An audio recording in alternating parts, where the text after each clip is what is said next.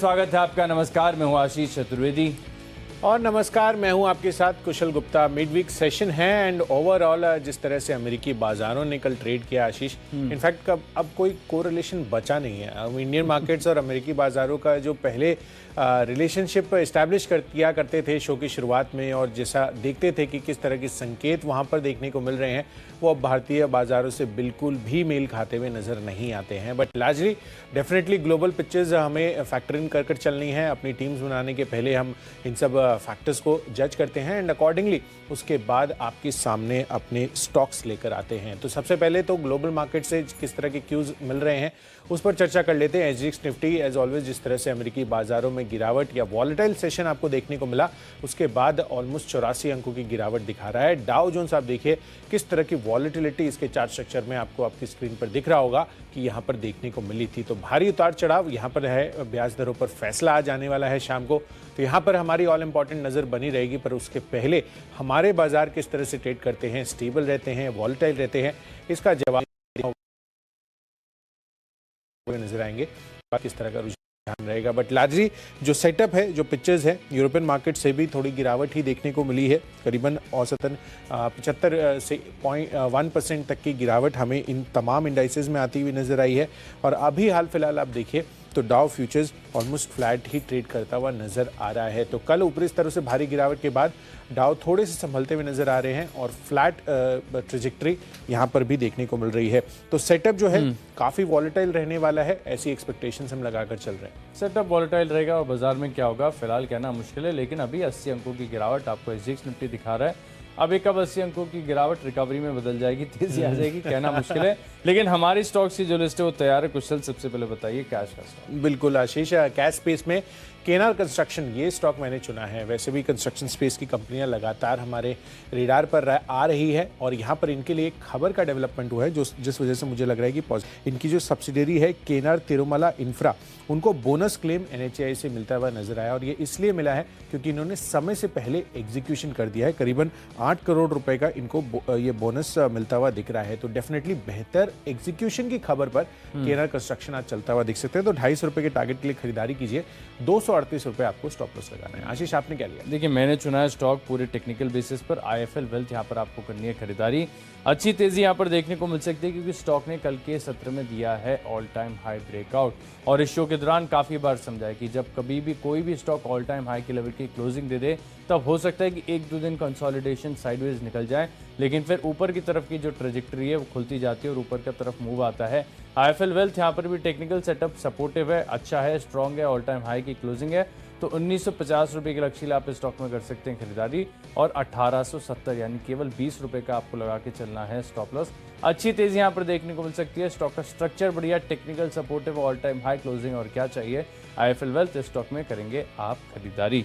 List को आगे बढ़ाते हैं। अगली जो हमारी कैटेगरी है वो है फ्यूचर्स की। और फ्यूचर्स में देखिए एक बहुत ही सिंपल सी चीज़ होगी कि नास्डैक बढ़े तो आईटी स्टॉक्स खरीद लो, नास्डैक गिरे तो आईटी स्टॉक्स बेच लो। बिरला सॉफ्ट बहुत ओवरसोल्ड स्टॉक है। कल भी 1.5% के बाउंस यहाँ पर देखने को मिले थे, लेकिन ओवरऑल सेटअप बहुत कमजोर है। और थोड़ी भी कुछ खराब खबरें या फिर थोड़ा नेगेटिव फोर्स आता है तो स्टॉक आईटी स्टॉक्स में गिरा। अभी बताया तो 9:15 खुलते ही आप यहाँ पर सेल का ऑर्डर डाल दें, ऐसा नहीं करना है। पहले देखिए शुरुआती सत्र कैसा देखने को मिल रहा है, क्या आईटी स्टॉक्स में दरअसल वीकनेस है भी कि नहीं है, क्योंकि ऑलरेडी इतने ज़्यादा गिर चुके हैं, करेक्ट काफ़ी ज़्यादा हो चुके हैं। तो आपको इस चीज़ का भी फोकस रखना है। और अगर ऑफ हाइज भी होते हैं, गिरावट भी दिखती है, तब बिरला सॉफ्ट पर आप फोकस करके चलेंगे। 296 रुपये के लक्ष्य ले, शॉर्ट पोजीशंस बनानी 309 रुपये के स्टॉप लॉस के साथ।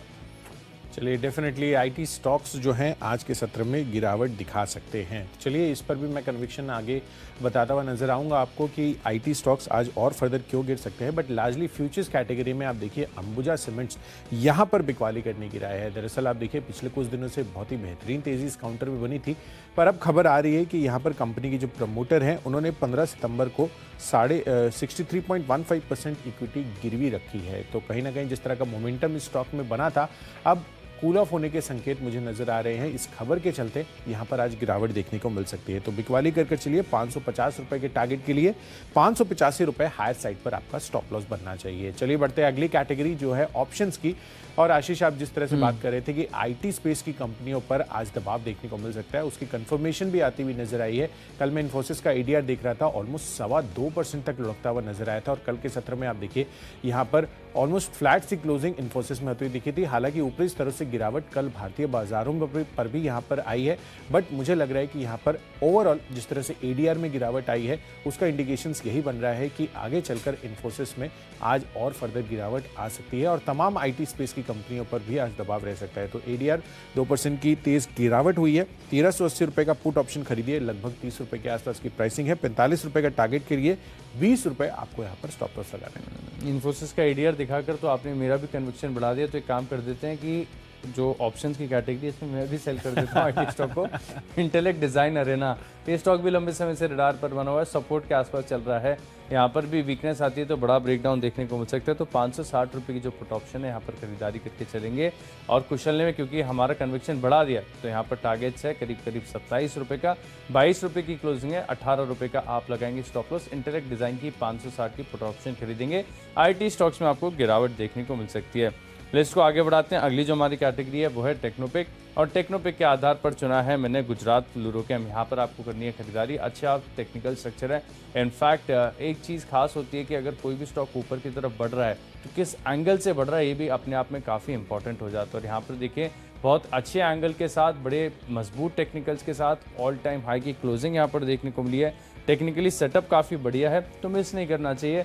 और हो सकता है कि आज बाजार की गिरावट में आपको नीचे मिले, और जितना नीचे मिलेगा उतना सस्ता मिलेगा, उतना आपका मुनाफा बढ़ेगा। 3,940 रुपये का लक्ष्य है, 3,715 रुपये का। ज़्यादा बड़ा रिस्क नहीं लेना है। 3,750 पे बंद हुआ है, 30-35 रुपये नीचे अपने एपेटाइट के अनुसार स्टॉप लॉस लगा लीजिए। बढ़िया तेजी यहाँ पर नजर आएगी। गुजरात फ्लोरो मेरी तरफ से टेक्नोपिक। डेफिनेटली, तो गुजरात फ्लोरो पर नजर रखनी है टेक्निकल पिक के आधार पर। और मैंने इस कैटेगरी में चुना है ग्रैन्यूल्स इंडिया का स्टॉक, जहां पर आपको बिकवाली करने की राय है। कल आपको मैंने यूनाइटेड स्पिरिट्स बताया था, यहां पर लगातार तेजी बनती हुई नजर आई थी। और आज यहां पर ग्रैन्यूल्स इंडिया चार्ट स्ट्रक्चर बेहद ही वीक है, समझ नहीं आ रहा है कि एग्जैक्टली इसमें क्या हो रहा है, बट लगातार गिरावट ये शो करता हुआ नजर आ रहा है। और कहीं ना कहीं इस वजह से मुझे लग रहा है कि यहाँ पर और फर्दर गिरावट आज बाजारों में जिस तरह की गिरावट का रुझान इनिशियली बना हुआ है, ग्रैन्यूल्स इंडिया पर बिकवाली कर चलिए। 298 300 के नीचे ये स्टॉक जाता हुआ नजर आ सकता है। 313 रुपए आपको यहां पर स्टॉप लॉस लगाकर चलना है। तो चलिए, जो टेक्नो कैटेगरी है वो तो हमने जान ली, लेकिन अब अगली कैटेगरीज होंगी फंडा और इन्वेस्टमेंट पिक। तो इसको आगे बढ़ाते हैं। अगली जो हमारी कैटेगरी है वो है फंडा पिक। कुशल बताइए। देखिए, फंडा पिक के लिहाज से ऑटोमोटिव कंपनी हीरो मोटोकॉर्प ये मुझे पसंद आ रही है। दरअसल यहाँ पर इनके लिए खबर आ रही है कि HPCL के साथ इन्होंने टाई अप किया है, और ये टाई अप है 2 व्हीलर EV चार्जिंग इंफ्रा लगाने के लिए। तो डेफिनेटली ये तो काफ़ी अच्छी खबर है, पर संकोच बस इसी बात का है कि इनकी तरफ से EV कब आती है। एक्सपेक्टेशंस यही थी कि जुलाई महीने में ये EV लॉन्च कर देंगे। अब एक्सपेक्टेशंस ये बन रही है कि नेक्स्ट मंथ मोस्ट लाइकली इनकी EV आती हुई नजर आएगी। तो देखना होगा कि फाइनली इनकी EV कब आती है, बट लार्जली यहाँ पर एक बड़ा बूस्टअप मिलता हुआ नजर आएगा इस खबर के आधार पर। और आगे चलकर पोर्टफोलियो पिक तो डेफिनेटली आप हीरो मोटोकॉर्प को शामिल कर चल सकते हैं। और वैसे भी निचले स्तर से अच्छी खरीदारी यहाँ पर होती हुई दिखी है। तो अगले 6 महीनों में 3200 रुपए के टारगेट के लिए हीरो मोटोकॉर्प में आप निवेशित रह सकते हैं। तो EV से पहले चार्जिंग स्टेशन आ रहा है, तो उसकी तैयारी कर दी। EV भी जल्दी आ जाएगी तो हीरो मोटोकॉर्प। एक्सपेक्टेशंस आशीष यही है कि 7 अक्टूबर ऐसा, I think if I am not wrong, कि इनकी जो EV है वो लॉन्च हो जाएगी। तो यहाँ पर आप फोकस करके चल सकते हैं। चलिए, मैं अपनी फंडा पिक बताता हूँ। स्टॉक है RVNL। कल भी ये स्टॉक आपको बताया था, लेकिन कन्विक्शन पूरी तरीके से बनाया। कल पूरे 1% के गेंद स्टॉक ने दिए, और बहुत कम होता है कि RVNL इतने बड़े मूव थे। लोग ITC को परेशान करते थे बोल के कि मूव चलता नहीं है। ये स्टॉक भी वैसा ही है, बिल्कुल चलता ही नहीं है। लेकिन मैं मान रहा हूँ कि अब इसमें एक बड़ा मूव आने के लिए तैयार है। तो 6 महीने का व्यू बनाकर चलिए। डिविडेंड मिल गया तो 5% की यील्ड भी मिल जाएगी, और 38 रुपये तक के टारगेट यहाँ पर देखने को मिल सकते हैं। और बाजार की वॉलेटिलिटी में इसको होल्ड करने में कोई भी टेंशन नहीं होगी। रोज़ भाव देखने की ज़रूरत भी नहीं है, क्योंकि भाव आपको 34-35 रुपये के आसपास ही काफ़ी लंबे समय तक मिलेगा। तो ऐसा स्टॉक निश्चिंत होकर आप अपने पोर्टफोलियो में ऐड करिए। 5% की डिविडेंड यील्ड लीजिए और धीरे धीरे स्टॉक को बढ़ते हुए देखिए। RVNL रोज़ भाव चेक करने की ज़रूरत नहीं है, खरीदारी करके चल सकते हैं। लिस्ट को आगे बढ़ाते हैं। अगली जो हमारी कैटेगरी है वो है निवेश के लिहाज से और निवेश के लिहाज से देखिए मुझे पसंद आ रहा एक ऑटो स्टॉक, वो है मारुति। यहाँ पर आपको करनी है खरीदारी। कल भी ये स्टॉक मैंने आपको बताया था, ठीक ठाक तेजी यहाँ पर देखने को मिली थी। अभी भी व्यू मेरा बिल्कुल बरकरार है और 10,000 के पार बिल्कुल मारुति जाएगा, क्योंकि अगर आप इसका मंथली चार्ट देखेंगे तो आपको भी कन्विक्शन आएगा। तो मैं ज़्यादा तर्क नहीं बताऊंगा आपको, फिलहाल मंथली चार्ट देख लीजिए। चिप की शॉर्टेज कम हो रही है। ग्रैंड विटारा की जो हाइब्रिड इन्होंने लॉन्च की है, इससे देखिए मांग भी और बिक्री भी काफ़ी बढ़िया जो है बढ़ती हुई नजर आएगी। 6 से 9 महीने का आप दीजिए समय। 1 महीने का चार्ट आपकी स्क्रीन पर फिलहाल फ्लैश होते हुए नजर आ रहा है। तो 10,700 रुपये का लक्ष्य, निवेश कीजिए मारुति में। चलिए, डेफिनेटली मारुति सुजुकी, इस पर निवेश करके चलिए। मेरी रेडार पर भी एक ऑटोमोटिव कंपनी आ रही है और वो भी एम से शुरू होती है, महिंद्रा एंड महिंद्रा।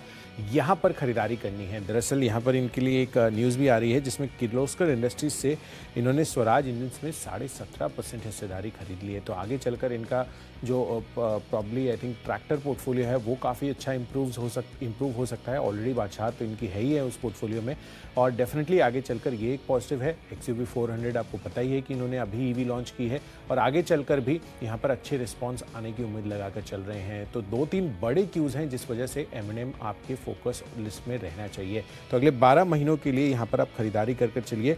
1,600 रुपये के टारगेट आपको महिंद्रा एंड महिंद्रा भी दिखा सकता है। चलिए बढ़ते हैं अपनी अगली कैटेगरी जो है खबरों के दम पर, और यहाँ पर मैंने चुना है मंगलम सीमेंट का काउंटर। दरअसल इनके जो प्रमोटर है पिलानी इन्वेस्टमेंट्स, उन्होंने 4 लाख शेयरों की खरीदारी की है। तो अपने आप में ये एक अच्छी बात है। हिस्सेदारी इनकी 4.07% से बढ़कर अब 5.53% हो गई है। और इसी खबर के आधार पर मंगलम सीमेंट में खरीदारी कीजिए 395 के टारगेट के लिए। स्टॉप लॉस जो आपका बनेगा वो होगा 378 रुपीज़ का। खबरों के आधार पर जो स्टॉक मुझे पसंद है वो है सेंट्रल बैंक ऑफ इंडिया। अब देखिए अच्छी खबर ये है कि central bank of India PCA framework से बाहर हो चुका है। लेकिन एक और बात ये भी है कि सबसे आखिरी बैंक है, इनफैक्ट एकमात्र यही बचा था सेंट्रल बैंक ऑफ इंडिया जो पीसीए में बना हुआ था। तो इसके फंडामेंटल्स कैसे हैं इसके ऊपर बड़ा संदेह है, लेकिन इंट्राडे में आएगी तेजी। 22 रुपये का लक्ष्य है, 20 रुपये का आप लगाइए स्टॉप लॉस। 20 रुपये 30 पैसे के आसपास की क्लोजिंग है। इसको होल्ड नहीं करना है, पोर्टफोलियो में नहीं रखना है, सिर्फ इंट्राडे खबर के चलते आप खरीदारी करेंगे 22 रुपये के लक्ष्य के लिए। तो चलिए खबरों के लिहाज से स्टॉक्स तो हमने जान लिए। बढ़ते हमारी आखिरी कैटेगरी यानी माई चॉइस की तरफ, और यहाँ पर देखिए पहला स्टॉक है मेरी लिस्ट में एस्ट्राजेनेका फार्मा। लंबे समय से स्टॉक में रडार पर है। जब यहाँ पर रिवर्सल के पहले संकेत आए थे तभी इसको अपनी लिस्ट में शामिल किया था, और अब देखिए रिवर्सल तो हो गया है कंफर्म। कल की तेजी के बाद मैं मान रहा हूँ कि टेक्निकल स्ट्रक्चर काफ़ी हद तक सुधर चुका है। जो गिरावट का दौर अब खत्म होगा, तेजी आएगी। 3500 रुपये का लक्ष्य, 3200 रुपये का लगाइए स्टॉप लॉस। अगला स्टॉक है सेम स्पेस है यूनिकैम लैब्स। यहाँ पर भी देखिए बहुत बड़ा टर्न अराउंड देखने को मिला। स्टॉक को काफ़ी बार अपनी लिस्ट में शामिल करने की कोशिश की, लेकिन हर बार समाव मैंने स्टॉक को छोड़ दिया क्योंकि फंडामेंटल्स पर इतना भरोसा नहीं था। लेकिन टेक्निकल स्ट्रक्चर आप देखिए बहुत ज़्यादा मजबूत है, और पिछले 3 महीने में देखें तो बहुत बड़ा मूव भी आ चुका है। अब जब फार्मा स्टॉक्स में दोबारा एक्शन आ रहा है तो ऐसे स्टॉक्स में भी आपको एक्शन देखने को मिलेगा। 415 रुपये का लक्ष्य, 385 का लगाइए स्टॉप लॉस। और आखिरी स्टॉक है मेरे लिस्ट में आरती ड्रग्स। यहाँ पर भी आपको करनी है खरीदारी। टेक्निकल स्ट्रक्चर अगर आप देखें तो वीकली चार्ट पर थोड़ा सा कॉन्ट्रैक्शन दिखा रहा है, और इस कॉन्ट्रैक्शन की रेंज के ईदर साइड जब भी ब्रेकआउट होगा बड़ा मूव देखने को मिल सकता है। उम्मीद करते हैं कि ऊपर की तरफ का ही ब्रेकआउट होगा। तो 485 का लक्ष्य है, 450 यानी केवल 10 रुपये नीचे का आपको लगाना है स्टॉप लॉस। चलिए माई चॉइस कैटेगरी में एक खरीदारी और 2 बिकवाली के कॉल्स हैं मेरी तरफ से। सबसे पहला है गेटवे डिस्ट्रिपार्क, खरीदारी कीजिए। यहाँ पर HDFC म्यूचुअल फंड ने 5 लाख शेयरों की खरीदारी की है। हिस्सेदारी 4.99% से 5.09% हो गई है। तो 73.5 रुपये के टारगेट के लिए खरीदारी कीजिए। 69.5 का स्टॉप लॉस रखिए। दूसरा कॉल है श्री सीमेंट पर, जहां पर बिकवाली करनी है। कल के सत्र में भी यहां पर लगातार वीकनेस हमें देखने को मिली थी, और आज भी मुझे लग रहा है कि जिस तरह से मूड माहौल है बाजार का, श्री सीमेंट पर दबाव देखने को मिल सकता है। तो 22,540 के टारगेट के लिए बिकवाली कीजिए।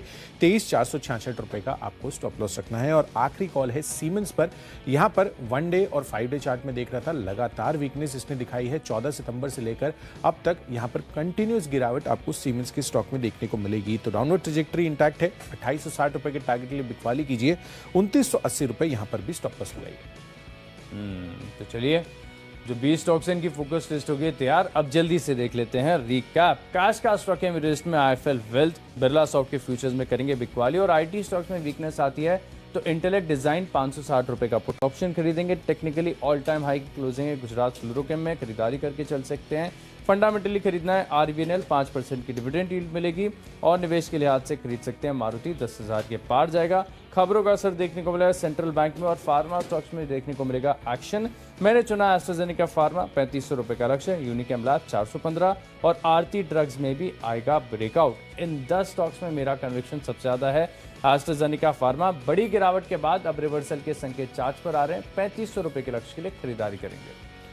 चलिए, केना कंस्ट्रक्शंस पर खरीदारी कीजिए, अच्छी खबर इनके लिए आती हुई दिख रही है। साथ ही फ्यूचर्स कैटेगरी में अंबुजा सीमेंट बेचकर चल सकते हैं। कंपनी की जो प्रमोटर ने प्लेज किया हिस्सा, उस वजह से यहाँ पर दबाव देखने को मिल सकते हैं। इन्फोसिस का ADR 2% गिरता हुआ नजर आया है, तो यहाँ पर पूरे के पूरे IT स्पेस पर आज दबाव देखने को मिल सकता है। और ग्रैन्यूल्स इंडिया यहाँ पर भी बिकवाली करके चलिए, चार्ट स्ट्रक्चर बेहद वीक लग रहा है। फंडामेंटली हीरो मोटोकॉर्प का काउंटर अगली 6 महीनों के लिए अच्छा लग रहा है। साथ ही M&M का 1600 का टारगेट्स अगले 1 साल में भी देखने को मिल सकता है। खबरों के दम पर मंगलम सीमेंट फोकस में रहेगा और साथ ही माइचर्स कैटेगरी में गेटवे डिस्ट्रिक्ट को तो खरीदना है, पर श्री सीमेंट और cements chart structure wise weakness show कर रहे हैं, तो यहाँ पर बिकवाली कीजिए। और आज के लिए मेरा सबसे ज्यादा कन्विक्शन है हीरो मोटोकॉर्प पे एज एन इन्वेस्टमेंट पिक। आप इसको लेकर चल सकते हैं और कहीं ना कहीं 3200 रुपए के टारगेट अगले 6 महीनों में आते हुए दिख सकते हैं आपको इस काउंटर पर। तो चलिए, सभी स्टॉक्स और लेवल्स इसका तो हमने क्लियरली एक अच्छा खासा रिकैप कर लिया है, पर कहीं ना कहीं बाजारों पर किस तरह की रणनीति बनानी है ये समझते हैं एक बारी। सबसे पहले तो SGX निफ्टी एक बारी नज़र डाल लेते हैं कि यहाँ पर किस तरह का रुझान आ रहा है। SGX निफ्टी जिस तरह की गिरावट दिखा रहे हैं, ऑलमोस्ट जब शो की शुरुआत की थी 80 अंकों की गिरावट थी और अभी भी उसी लेवल्स पर ये ट्रेड करते हुए दिख रहे हैं। डाउ फ्यूचर्स भी एक बारी देख लेते हैं कि यहाँ पर कैसे अभी सेटअप बने हुए हैं। In fact yes, Dow futures almost flat थे शो की शुरुआत में, अब 30 अंकों की तेजी डाउ फ्यूचर्स दिखाते हुए दिख रहे हैं। तो निचले स्तरों से थोड़ी सी खरीदारी यहाँ पर इस इंडेक्स में लौटती हुई नजर आ रही है, बट लार्जली जिस तरह का सेटअप है बहुत ही वॉलेटाइल सेशन रहने वाला है। तो चलिए, ये वॉलेटाइल सेशन हम प्रेडिक्ट करके चल रहे हैं, बट बाजारों पर विस्तार से सारे आंकड़ों के साथ किस तरह से आपको आज की रणनीति बनानी है